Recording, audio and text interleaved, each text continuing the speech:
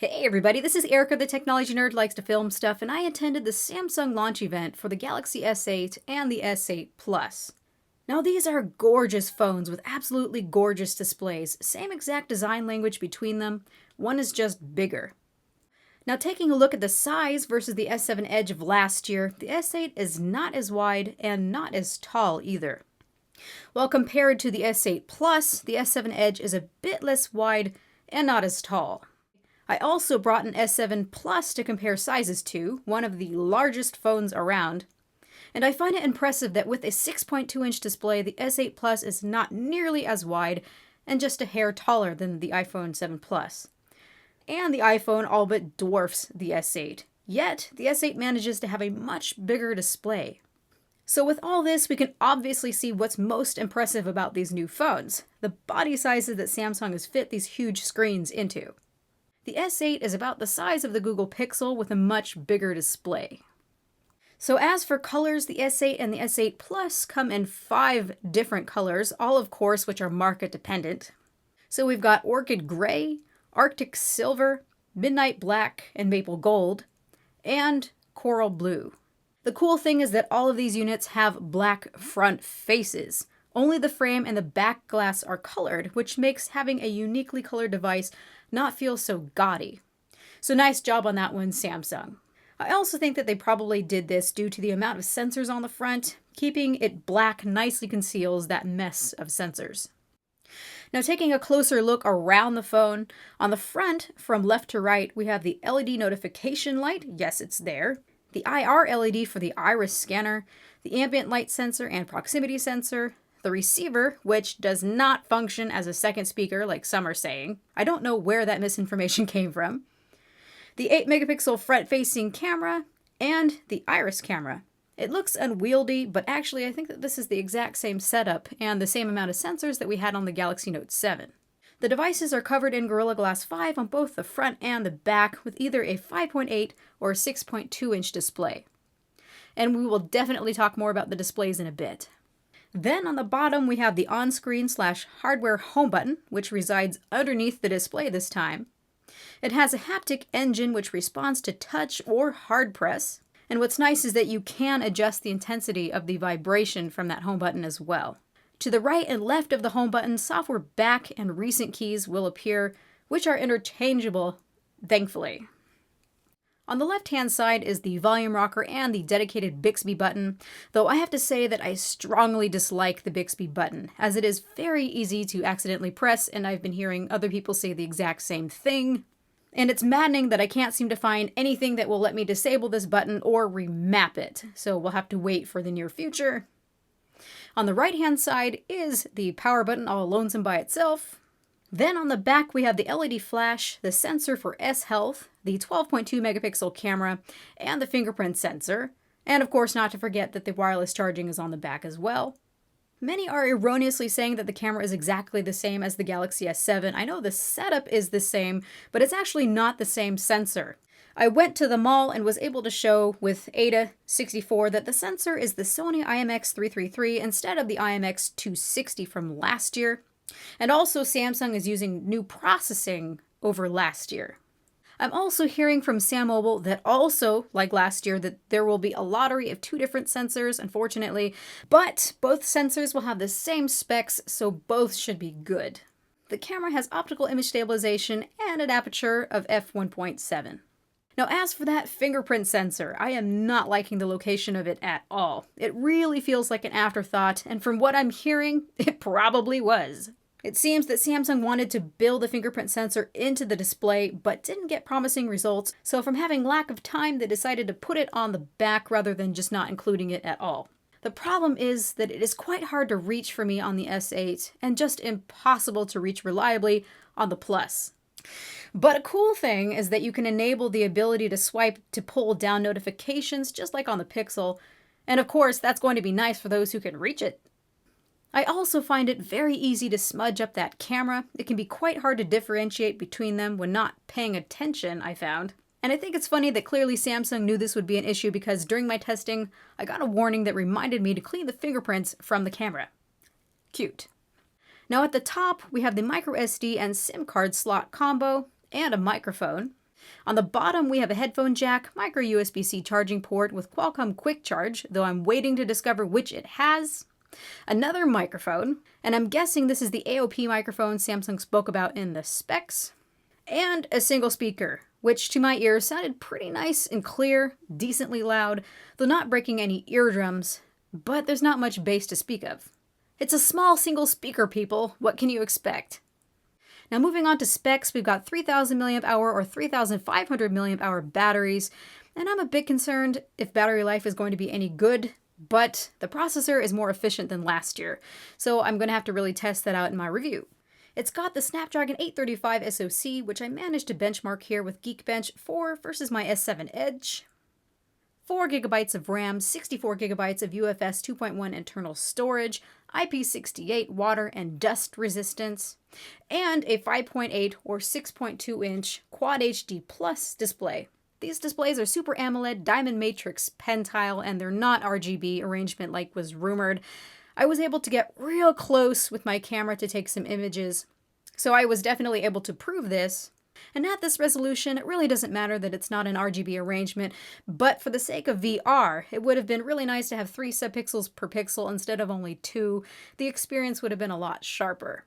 Speaking of these displays, they are 18:9 aspect, just like with the LG G6, which makes a lot more room for content, and also works great for the split screen feature. So far, I have not sensed any issue with palm rejection despite these negligible bezels. Also, like the G6, the corners are curved, and I think that it provides a really nice, graceful look. It's also nice that we are able to adjust games to the full size of the display to make the experience more immersive and to get rid of any letterboxing. But some apps may not look or work right from being cropped, so of course you can disable or enable this feature at will. You can also make apps like YouTube or Netflix full screen, though they will be cropped a little bit until there is content that's actually 18:9 available. So I really love that we have full control over this feature. Also, Samsung brags that this is the first display to be the world's first mobile device certified by the UHD Alliance as Mobile HDR Premium. So it will support HDR stream content from Amazon and Netflix when available. Now looking a bit at the calibration of these displays, we still have plenty of color space options to switch between. Just like on the newest S7 update, we can adjust the white point of the display with the RGB sliders. And I find this to be very useful as the white point varies a lot with AMOLED displays in my experience. So some will look more greenish and some will look more reddish. And I even caught that right here with these two displays side by side, and you can see that they look drastically different with their white points. And messing around with the RGB sliders a bit, I was able to get them to look fairly similar. So I will have to measure the result of messing around with the RGB sliders when I can to see if messing with these sliders actually acts in favor of the overall calibration or just makes it worse. But unfortunately, this only works for the adaptive display mode, which is classically the least color accurate mode anyway. Another thing to mention about these displays is that by default, they are the equivalent of 1080p. And I can only imagine that this is to save battery life, but you can easily go into settings and adjust it to the full Quad HD Plus glory. Taking a look at the S8 interface, it is really lovely and simple. I think that menus look great, the notification shade is nice and subdued, and of course you can apply a theme from their crazy selection of themes. Going between the home screens and the app drawer feels much like on the Google Pixel, where a simple swipe from the bottom will bring up the apps. Another nice touch is that it works like a carousel where you can continue swiping up to move between the app drawer and the home screen. Of course, you are able to disable this feature and simply continue to use the old way to access the app drawer. At the event, the UX felt very snappy with seldom a hitch, but here is where I'm extremely apprehensive about the long-term experience with this phone, and here's why. My Galaxy S7 Edge has slowed to a crawl at worst times, and at best, it has times where it feels pretty snappy, but sadly my Edge more than often feels bogged down and burdened. It is driving me insane around the likes of my Google Pixel or the iPhone 7 Plus, both whose user experiences have aged gracefully. And of course, I've already deleted suspect apps and reset the thing, and it just returns to that poor state. So I really hope the same thing does not happen with the S8. It's such a gorgeous phone, and I otherwise love the ecosystem that Samsung provides. Please, Samsung, don't let us down with this. It's really not cool to have a phone that gets so bogged down. Moving forward, these are some really tall screens. An important UI feature that is going to be your best friend with this phone is the one-handed mode. It can be programmed to execute either with a swipe or by triple pressing on the home button. You can change the window size and you can switch it to the left or right for your handedness. And I know that this has been around for forever, but I just now actually really find this useful for the masses. So how about Bixby? Bixby is Samsung's artificial intelligence interface and is executed with the left dedicated button or by swiping to the right. Bixby Home recommends various apps in the form of cards for when it senses you need them, so it's context specific for you. It seems that for now, the app cards that can be used are limited, but will be open to third party through an SDK. Bixby was very limited in function during my early testing, so I could not demonstrate much. But in addition to Bixby Home, there is Voice, which lets you mix voice and touch within various apps. Plus it acts as your general voice control. There is Vision, which pretty much works like Google Goggles to provide information about what you're looking at. You can even select areas within your photos from the gallery for more information about that item. We also have Bixby Reminder, which produces helpful context-aware reminders throughout the day. So holding down the Bixby button should execute Bixby Voice, but it did nothing during the demonstration, so I will look more at this in the future when it's fully available at release. I'm pretty excited to test this out, but I really hope that it doesn't feel intrusive, or I will be really turned off from using the phone. For my time with the phone, I could not find any way to disable Bixby, but you can still use the Google Assistant by pressing down on the home button. So it's not like Samsung eradicated Google's Assistant. They've just added their own hardware button to say, hey, use ours instead. Now taking a bit of a look at the camera interface, it is very simple and clean. We first see the auto mode, and here you can see things like HDR and the Bixby Vision button. Hold and swipe to zoom. Then swiping left will bring up stickers and filters, which I found to be silly and cute. The augmented sticker feature works really quite well. Then swiping to the right brings access to more features such as the Pro mode, where you have access to a 10-second shutter speed, ISO, filters, focus, white balance, and exposure compensation. And of course, you have access to the raw picture setting. And for photo resolution, you can take up to 12 megapixel at 4:3 aspect.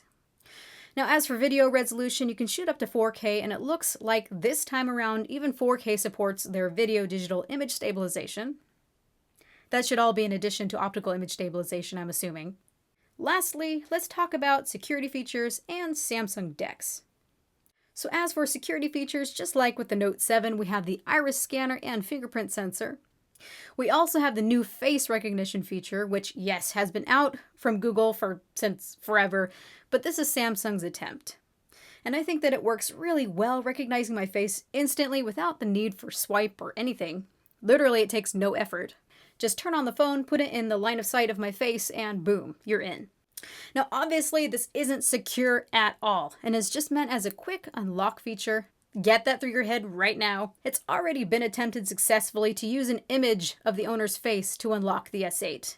So we will see if Samsung makes any improvements on this on release, but obviously use other security features that are secure instead if it really matters to you.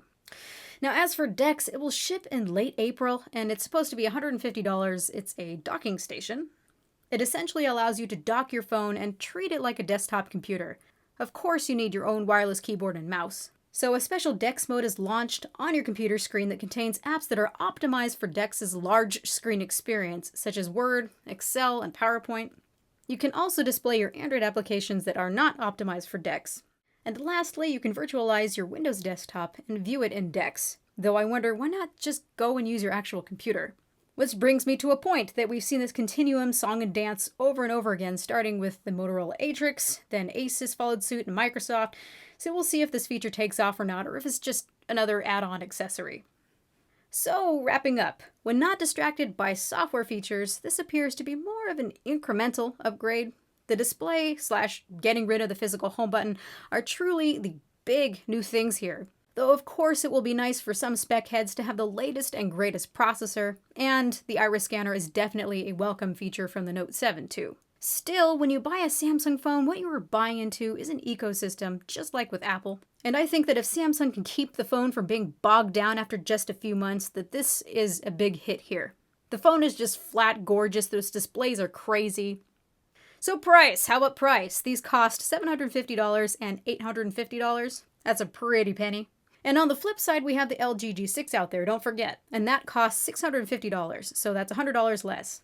So less expensive, but over the G6, the S8 offers wireless charging for all markets, not just the United States, 64 gigabytes of storage even for the US market, an AMOLED display with different color calibration modes, the latest and greatest processor from Qualcomm, iris scanner, Samsung Pay, which works everywhere in my experience, AKG headphones in the box, an option for a plus-size device, and an array of software features that feel more weighty over the G6. Some are saying it's too simple, though this point will really be down to preference. Now let me be real with you here. I really like the G6's simplicity, and I'm unlikely to use many of Samsung's features, and it's going to cost you less. So I'm honestly not quite sure just yet which is going to win out for me. It's going to take me using both of them side by side, so stay tuned for that. So this is all that I want to say now about the Galaxy S8 and the S8 Plus. Please hang tight for when I can get my hands on some review units. This has been Erica, the technology nerd who likes to film stuff. Please rate, comment, and subscribe. Let me know what you think about these phones, and if you'd like one of these over the G6, do you want the small one or the bigger one? Tell me what you think. Have a good night.